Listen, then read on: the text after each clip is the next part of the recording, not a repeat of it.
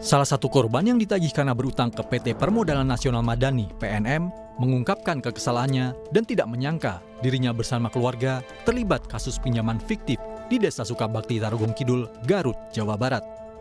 Merasa tak pernah meminjam ke PT PNM, warga lantas mendatangi kantor desa guna mengklarifikasi dan membuat surat pernyataan mengenai data pribadinya yang disalahgunakan oleh orang yang tidak bertanggung jawab.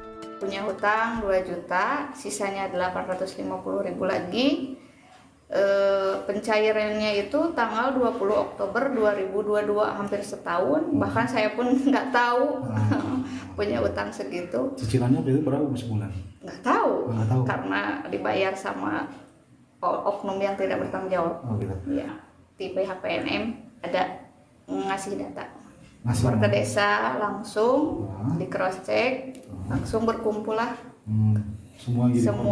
Semua korban ada di pihak PNM. Polisi pun meminta klarifikasi dari sejumlah pihak, salah satunya PT PNM. Pertemuan ini sekaligus bersifat koordinasi dan pengembangan informasi. Polres Garut pun telah memfasilitasi posko pengaduan untuk warga yang menjadi korban pinjaman fiktif.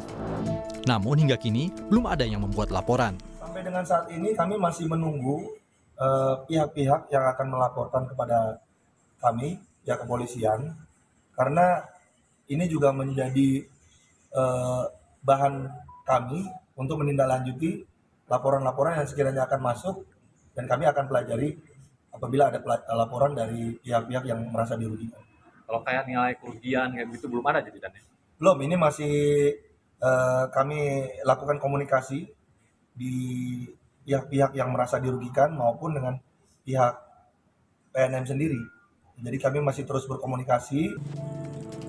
PT PNM sendiri telah melakukan pemeriksaan internal untuk mencari siapa yang bertanggung jawab dalam kasus penyalahgunaan dokumen kependudukan hingga pencairan pinjaman yang menyebabkan kehebohan ini. Pihak desa dengan aparat kepolisian desa setempat, dengan masyarakat setempat, ini prosesnya lagi berjalan semua. Jadi nilai kerugian dan segala macam masih kita perhitungkan dan segala macam. Tim internal juga ada tim investigasi. Tapi memang ada Pak penyalahgunaan identitas untuk peminjaman di PNM ini? Nah, ini sedang dilakukan verifikasi Pak. Sebelumnya, 407 warga di Desa Sukabakti, Garut, Jawa Barat mendadak punya hutang dari PT PNM.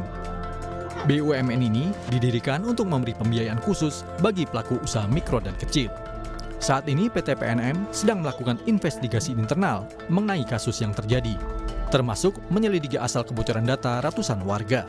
Tim Liputan, Kompas TV. Sudah sejauh mana hasil verifikasi pinjaman fiktif di Garut, Jawa Barat? Jurnalis Kompas TV Ridwan Mustafa punya informasi lebih lengkap untuk Anda. Selamat siang Ridwan. Ya, Ihsan dan juga saudara, saat ini saya sedang berada di Polres Garut, di mana seperti hari-hari sebelumnya, hari ini pun tidak ada perbedaan bahwa posko pengaduan bagi korban pinjaman fiktif hingga hari ini masih kosong.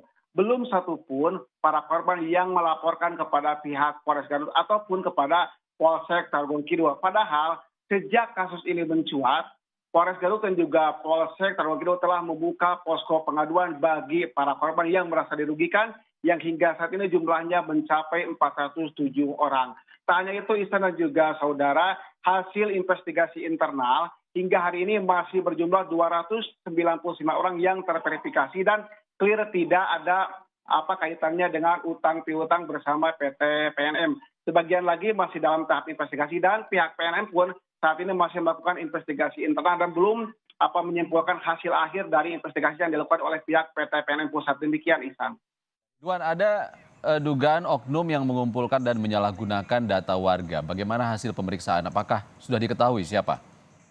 Ini pun pernah saya tanyakan kepada pihak PT PNM, di mana pihak PT PNM meminta waktu beberapa pekan untuk menyimpulkan apakah ada keterlibatan pihak internal ataupun pihak eksternal. Begitupun apakah ada keterlibatan dari ketua kelompok berkaitan dengan pinjaman yang memang rata-rata berkisar 800 hingga 2 juta rupiah. Namun pada hari kemarin Kapolres Garut yaitu AKBP Rohman Yongki Dilata telah berkoordinasi dan bertemu dengan pihak PT PNM yang diwakili oleh pimpinan dari PNM cabang Kabupaten Garut, di mana Kapolres Garut menekankan bahwa perkembangan sedikit apapun supaya segera untuk dilaporkan atau dikoordinasikan kepada pihak kepolisian supaya pada akhirnya pihak kepolisian bisa melakukan langkah-langkah berkaitan dengan kasus ini. Namun demikian, Kapolres Garut pun menekankan bahwa tetap menjaga kondusivitas di lapangan agar tidak terjadi hal-hal yang tidak diinginkan. Jadi sekali lagi bahwa sifatnya baru koordinasi atau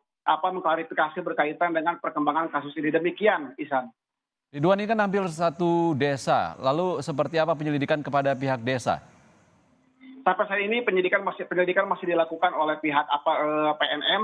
Namun demikian belum ada perkembangan secara gamblang berkaitan dengan kasus ini. Namun demikian berbagai upaya terus dilakukan oleh desa, dan desa pun tidak menutup diri, dan dia terus melakukan pendekatan terhadap masyarakat apabila memang ada masyarakat lain di luar 6 RW yang ada di Desa Sukabakti yang menjadi korban. Namun demikian hingga hari Sabtu ini bahwa jumlah korbannya masih berjumlah 407 orang yang tersebar di 6 RW di Desa Sukabakti, Kecamatan Tarogong Kidul. Demikian, Ihsan.